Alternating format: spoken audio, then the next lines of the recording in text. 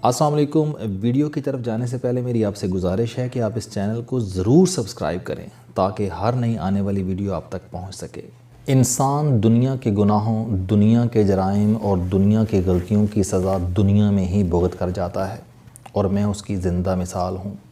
Professor साहब की आंखों में आंसू थे।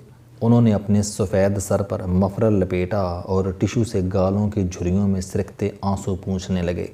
आपको दुनिया में ऐसे बेशुमार बुज़ुर्ग नज़र आते हैं जिनके चेहरों पर इंतज़ार लिखा होता है। ये लोग अपने कमरों, घरों की बालकोनियों, दहलीज़ों, गलियों और फुटपाथों पर बैठकर दाएं बाएं और ऊपर नीचे देखते रहते हैं।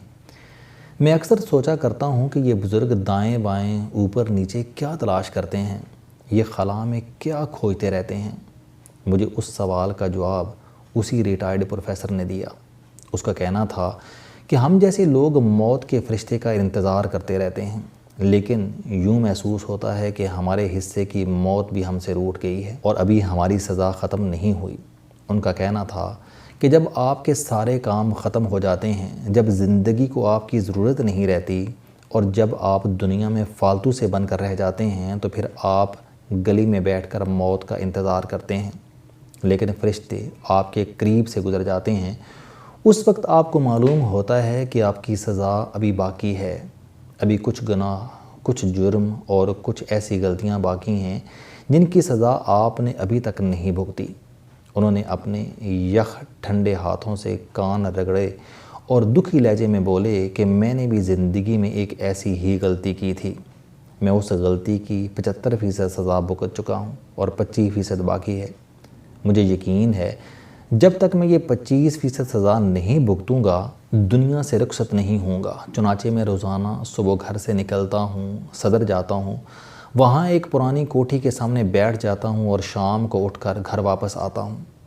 वो दम लेने के लिए रुके। मैंने वक्फे को गनीमत समझते हुए पूछ लिया, क्यों? उन्होंने गौर से मेरी तरफ देखा और बोले, मैं रोज़ वहाँ चीखें सुनने के लिए जाता हूँ। मुझे यकीन है कि जब तक उस घर से चीखें नहीं उठेंगी मैं फ़ौत नहीं होऊंगा, मेरी सज़ा ख़त्म नहीं होगी। मैंने उनसे अर्ज़ किया, जनाब मुझे आपकी बात अभी तक समझ नहीं आई। वो मुस्कुराए और मुस्कुराकर बोले, मैं पंजाब के एक तालीमी बोर्ड का चेयरमैन था। एक बार FSC के पर्चे हुए। इम्तिहानात से चंद दिन बाद मुझे पंजाब की एक आला शख्सियत ने बुलाया। मैं उनके दफ्तर गया तो वहाँ मुल्क के एक नामवर कानूनदान भी बैठे थे। मैं जो ही सोफ़े पर बैठा तो आला सियासी शख्सियत ने दफ्तर को अंदर से कुंडी लगाई, टेलीफोन ऑफ़ कर दिए और मेरे साथ आकर बैठ गए। मैं इस सलूक पर हैरान रह गया। उन्होंने कानूनदान को भी करीब बुला लिया और इसके बाद गोया हुए कि हम दोनों के बच्चों ने FSC के पर्चे दिए हुए हैं। साथ ही उन्होंने जेब से एक पर्ची निकाली, ये पर्ची मेज़ पर रखी और दोबारा बोले, ये इन दोनों के रोल नंबर्स हैं।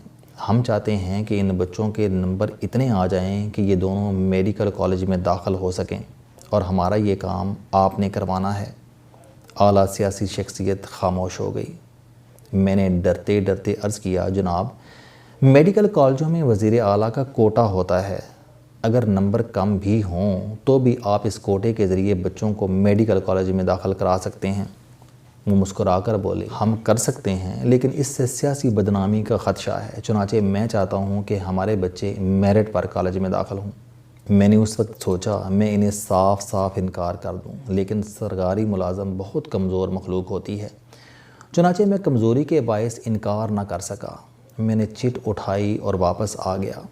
मैं 2-3 दिन तक सोचता रहा, लेकिन नौकरी के हाथों मजबूर हो गया। मैंने दोनों बच्चों के पर्चे अपनी मर्ज़ी के एग्ज़ामिनर को भिजवा दिए और एग्ज़ामिनर्स ने उन्हें दिल खोल कर नंबर दिए। जब ये काम हो गया तो मैंने सोचा कि मेरे अपने बेटे ने भी FSC के पर्चे दे रखे हैं, चुनाचे वो क्यों पीछे रहे। मैंने अपने बेटे को भी अच्छे नंबर दिला दिए। नतीजा आया और हम तीनों के बेटे मेडिकल कॉलेज पहुँच गए। मेरी इस खिदमत के बदले आला सरकारी शख्सियत ने मुझे लाहौर में एक प्लॉट अलॉट कर दिया। 2 साल बाद मेरा तबादला हो गया। सियासी हालात तब्दील हुए और हम तीनों के राब्ते ख़त्म हो गए। मेरा बेटा नालायक था, उसने गिर पड़कर MBBS कर लिया। मैंने सिफारिश के ज़रिए उसे सरकारी नौकरी भी लेकर दे दी। वह लाहौर के एक हस्पताल में एमरजेंसी वार्ड में काम करता था। ایک دن اس کے پاس ایکسیڈنٹ کا کیس آیا۔ ایکسیڈنٹ میں ایک درمیانی عمر کا شخص بری طرح مضروب تھا۔ میرے بیٹے کو اس قسم کے کیس ہینڈل کرنے کا تجربہ نہیں تھا، لہٰذا زخمی دم توڑ گیا۔ دوسرے دن جب اخبارات میں خبریں شائع ہوئیں تو میں حیران رہ گیا۔ یہ وہی ماہر قانون تھا جس نے 10 برس قبل مجھ سے اپنے بیٹے کے نمبروں میں اضافہ کرایا تھا۔ میں قدرت کے انتقام پر حیران رہ گیا۔ وہ شخص جس نے اپنے نالائق بیٹے کو ڈاکٹر بنوایا تھا، وہ میرے نالائق ڈاکٹر بیٹے کے ہاتھوں مارا گیا۔ بزرگ خاموش ہو گئے، میری آنکھیں پھٹی کی پھٹی رہ گئیں۔ وہ رکے، انہوں نے لمبا سانس کھینچا اور دوبارہ بولے، میری کہانی ابھی ختم نہیں ہوئی۔ میرے 2 بیٹے اور 1 بیٹی تھی۔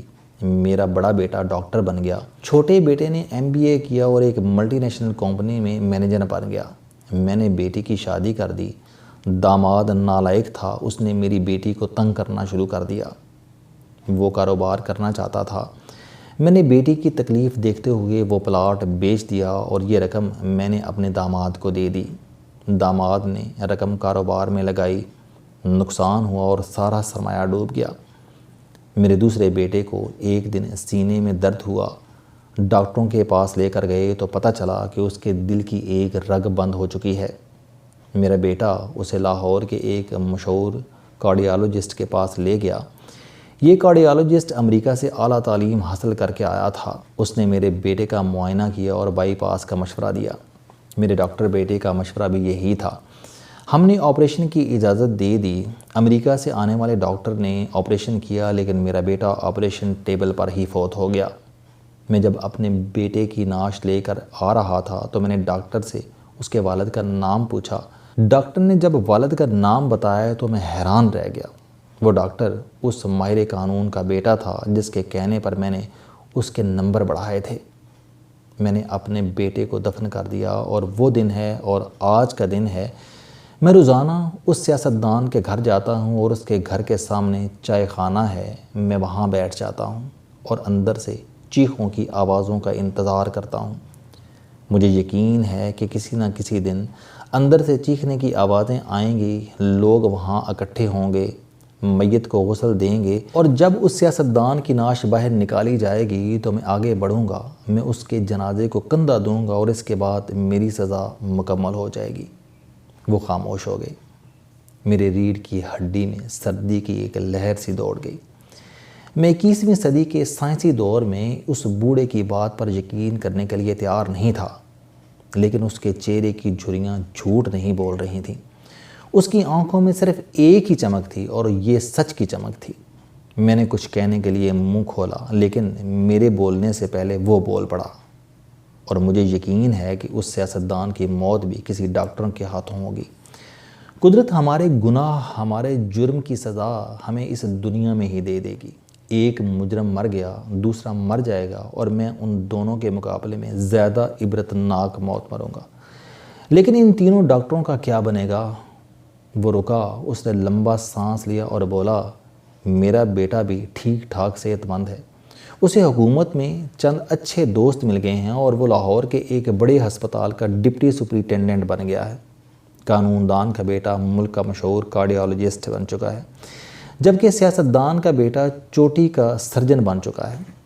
یہ صرف میں جانتا ہوں کہ یہ تینوں نالائق ہیں اور ان کی مشہوری کی وجہ میڈیا اور سیاسی روابط ہیں۔ چنانچہ میں اکثر سوچتا ہوں ہم تینوں مجرم عبرتناک انجام کا شکار ہو کر مر جائیں گے، لیکن قدرت نے ان 3 ڈاکٹرز کو کس سے انتقام لینے کے لیے بچا رکھا ہے؟ ہم لوگ کس سے اپنی نالائکی کا بدلہ لیں گے؟ بزرگ خاموش ہو گئے۔ السلام علیکم۔ آپ سٹوڈنٹ ہیں، کوئی جاب کرتے ہیں، کاروبار کرتے ہیں، یا پھر آپ گھریلو زندگی گزار رہے ہیں۔ اگر آپ اپنی زندگی کو بدلنا چاہتے ہیں تو اس چینل علم دوستی پر آپ زندگی میں کامیابی کے لیے جاوید چوہری صاحب کے موٹیویشنل، سوشل، سیلف ڈسکوری سے ریلیٹڈ اور صحت سے متعلق بے شمار کالم سن سکتے ہیں۔ میرا دعویٰ ہے کہ یہ چینل آپ کی زندگی بدل دے گا۔ اس چینل کا مقصد اچھی باتیں معاشرے میں پھیلانا ہے اور اچھی بات کو دوسروں تک پہنچانا صدقہ جاریہ ہے۔